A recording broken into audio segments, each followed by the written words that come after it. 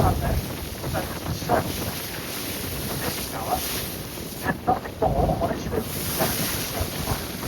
Lighting up the skies above, concentrating on the up on the surface of the roof.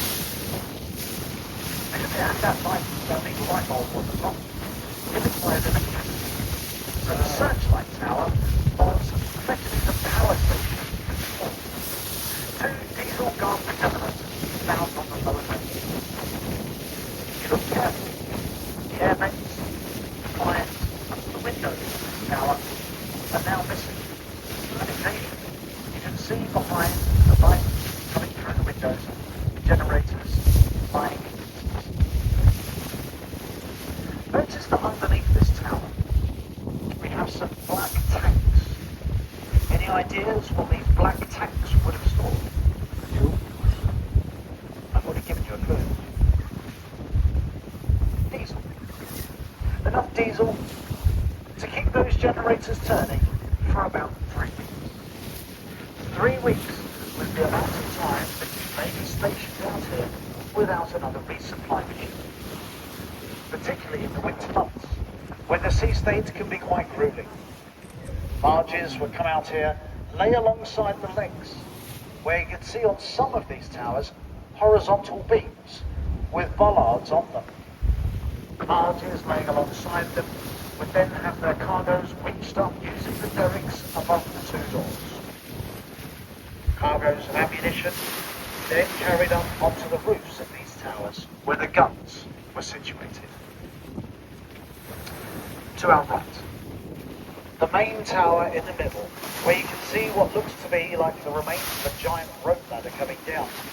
This is the command tower, and it's in here where the officers were stationed.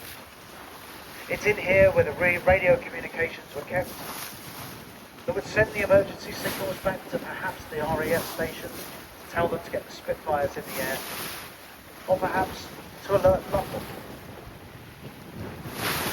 Fanning out from this central command tower, gantries linked into all of the other towers. These gantries are still here. Can you see them? They're no longer above the water. They're now laying across the bottom. The last gantry, we believe, fell in was in 1994 that connected the command tower through into gun tower number 4, which is here now on our right-hand side. The remains of that gantry, there's a bit still precariously balanced, sticking out from the command tower, even to this day. The rope ladder that we can see hanging down is the remains of all of the cable stayed bridge that have been temporarily erected to provide access onto the command tower by a group of enthusiastic individuals. They are inside gun tower number 1.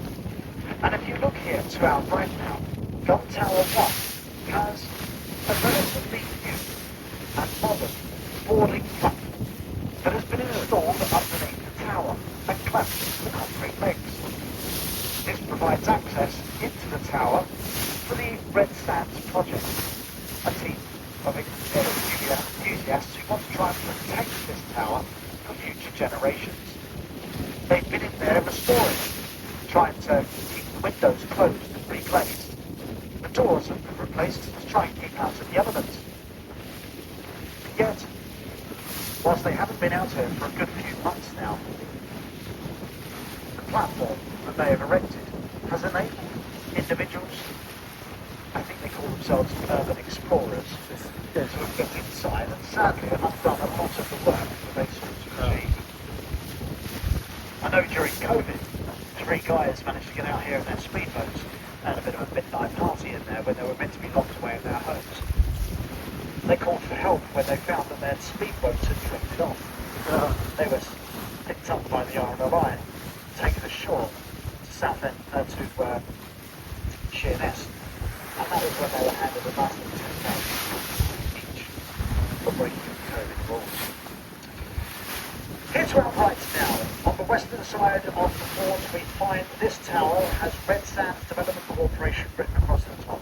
Notice that this tower has 2 balcony-like structures that stick out in an east-west fashion. This is the Beaufort Tower. Now, whilst Many of these towers had a simple Vickers 73mm AA gun on its roof. This particular one had the Bofors 3 3/4 inch. These were the quick firing guns. Notice that under this tower there are more black tanks. Any ideas what these black tanks may have stored?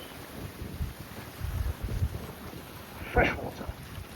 Enough freshwater for 140 men for 3 weeks. Copious amounts of tea and coffee were allowed, but let's just say you wanted to have a bath or a shower. Not enough water for that. If you wanted to have a bath or a shower, you would have been told, not the drinking water, use the river water. And you see that pipe there strapped to the leg? Well, originally that would have come all the way down to the water's surface. It would allow the river water to be pumped up to the main deck for firefighting purposes, for flushing of the sea toilets, or to give those servicemen a good old hose down should they need it.